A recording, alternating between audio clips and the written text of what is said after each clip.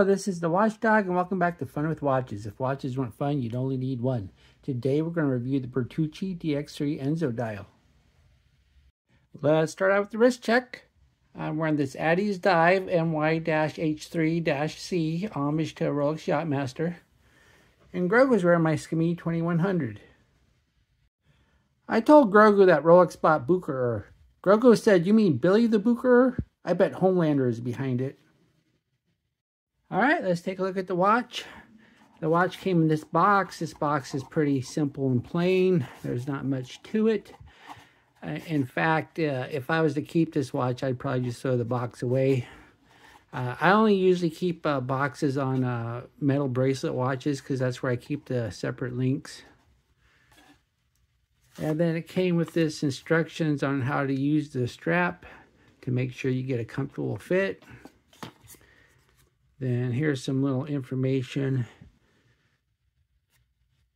And here's the instructions. And then the watch comes on this little plastic stand similar to Casio. And here it is. Isn't that a nice looking watch? It's fun. This is the first Bertucci on my channel. I really didn't know much about the brand, but then I got an advertisement email from Island Watch selling these DX3s for $75. And they look kind of fun, and even though $75 is kind of high for a fabric strap quartz watch, considering what kind of watch I can buy on AliExpress, I have to keep in mind there is more to a watch than the sum of its parts.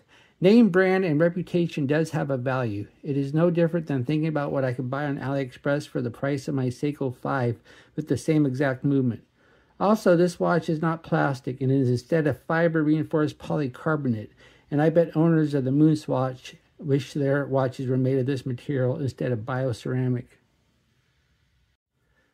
I bought the Enzo Dial because it was unique among the many DX3 models. At the time of my unboxing, I didn't know the significance of Enzo, so I reached out to Bertucci Watches asking for a note about Enzo. To my pleasant surprise, the owner and founder of Bertucci Watches, Mike Bertucci, responded by saying that Enzo was his smooth fox terrier that was his family pet he used for the company mascot and engraved his image on all of his casebacks. Enzo was chosen as a good Italian name since Mike lives in an Italian neighborhood and knew several Enzos. Unfortunately, Enzo is no longer with us because dogs have a limited lifespan, but Mike and his family have another smooth fox terrier named Aldo. I bought this watch from Long Island Watch as they are an authorized Bertucci dealer. Mark is selling the DX3 for $75, which is the same price as the Bertucci website. I will leave links for both sites. And if you want to buy the watch, it's up to you who you want to buy it from. In either case, this watch comes with a 3-year warranty, plus the battery is good for 4 years. The watch is 37.8 millimeters if you measure at the bezel, but if you measure at the case, it's 40 millimeters. So yeah, this is a full-size watch. It sure doesn't seem like a full-size watch. It looks a lot smaller than what it actually is. Has a 48.7 millimeter lug-to-lug. It's 13.3 millimeters thick if you count the single pass strap, and 10.8 millimeters thick without it, and has a 22 millimeter lug width. And the watch weighs 46 grams with the supplied canvas strap and only 22 grams without it.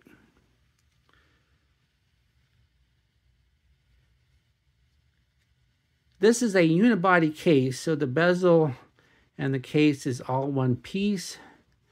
And this is all reinforced polycarbonate. And then we have the dial. The dial has the Bertucci name up top. And then we have Enzo on the bottom. And then we have a typical field watch where we have hours on the outer dial, then 24 hours in the inner dial. And then it says Swiss Luminous right there. And the movement is Japanese, although I don't see any mention of that on the dial, but that's fine. It says so on the case back. And then it gives the 50 meters water resistance right there instead of where Enzo it would normally be where Enzo is. Then we have a second hand that seems to hit the marks a lot, and sometimes it misses. It just depends on where in the dial it is. But since the second hand doesn't actually reach the markers, you really don't care. And then we have the minute hand and the hour hand, and they are both loomed. And we will do a lume test later. And this being a field watch, there is no date. Then the crown is a push-pull. The crown is not polycarbonate, it's stainless steel. And let's check out the crown action. Let's see if we have any annoying minute hand jump. And we do not, so that's great. And let's see if there's a ghost position for the date. And there appears not to be, no ghost position either. So that's good. And then we have the flat mineral glass crystal. This is a hardened mineral glass. There is no sapphire. And then we have the case. As I mentioned before, this is all a unibody case. This is all one piece.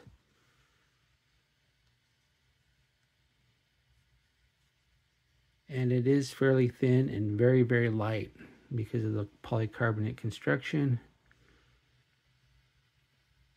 Then let's take a look at the case back, which can be done easily enough.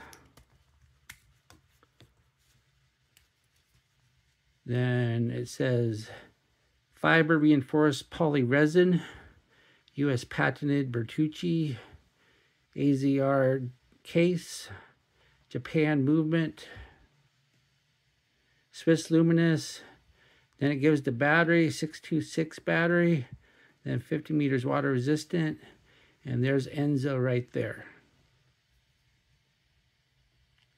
And this is not a screw down, this is a push pull. You can see the little pry slot right there. I do not know the movement, all I know is it's Japanese, and we don't have any annoying minute hand jump, so I'm happy with it. So more than likely it's either a Seiko or a Seiko subordinate, or it's a Miyota.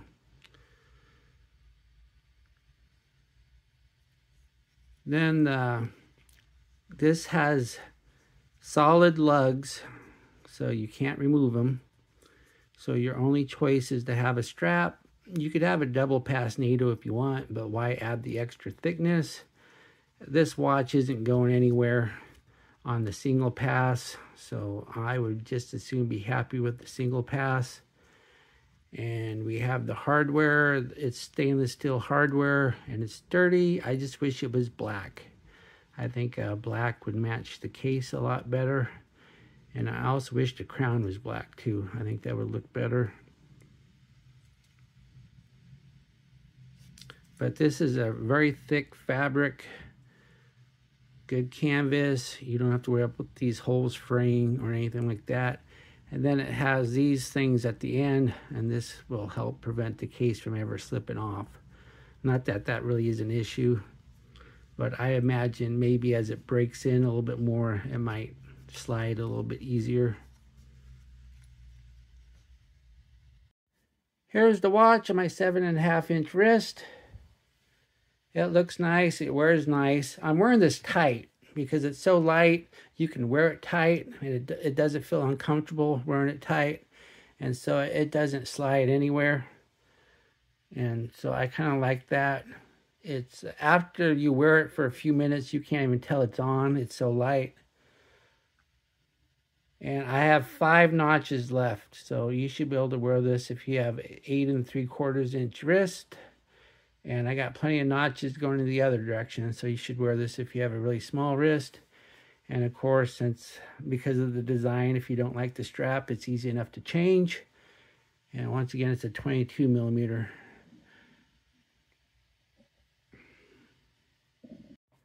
Here's the watch on a green double pass NATO. And yeah, a double pass is going to add some thickness, but this watch isn't that thick anyway, so it looks fine with the double pass. Of course, you can always wear a single pass. You can always wear a double pass NATO as a single pass. There's a different way of putting it on.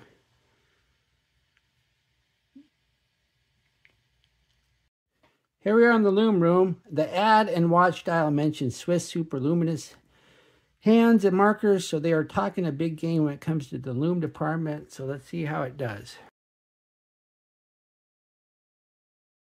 As we speed up the time, we see that the indices fade almost immediately, which is a disappointment considering they claimed hands and markers.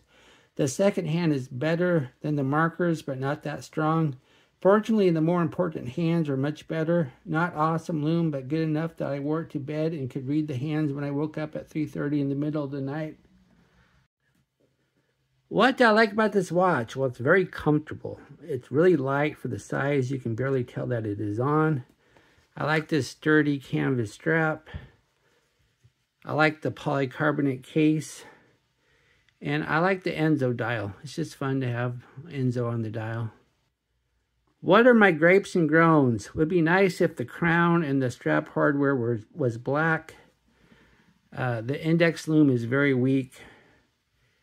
And having a unibody case like this with the spring bars, you can't wear anything other than a NATO or single pass strap. You can't wear anything else.